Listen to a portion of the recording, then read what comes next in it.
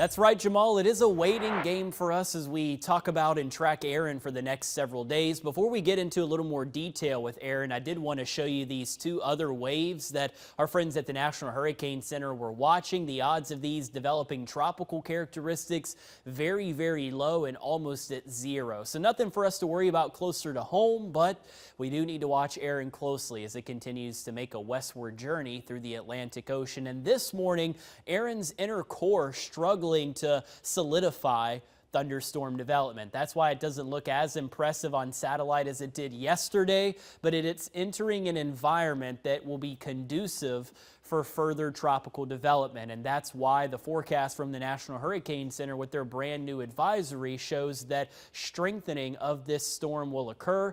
We're likely talking about our next hurricane by the time we get into Wednesday as well as Thursday. And from there, even our first major hurricane could be possible with Aaron's forecast strength by the end of the upcoming weekend. Now, once we get into early next week, 7 days from now, that is where the potential turn of Aaron will begin to try and occur. And so that's why a lot of our long-range computer guidance has been so back and forth, is because the turn itself still at least 8-9 days away from now. So really all we can do this week is watch as Aaron makes its way through the Atlantic. Unfortunately, it will be moving through warmer waters that promote tropical development.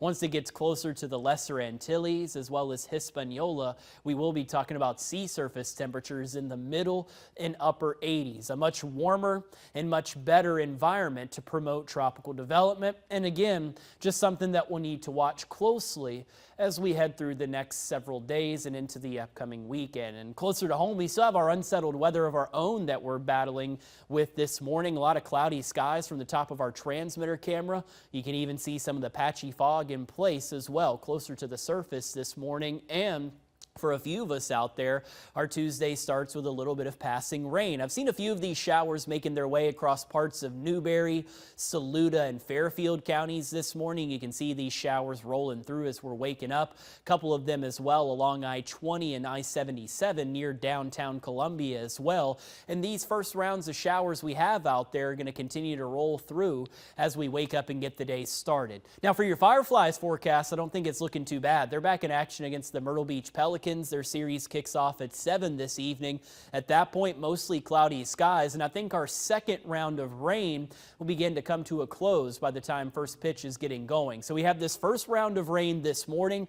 These showers will roll through over the next several hours. I think we'll get into a little bit of a break out there by lunchtime, but once we get back into the afternoon, a few additional showers and thunderstorms will redevelop. That'll be our quote-unquote second round of rain today.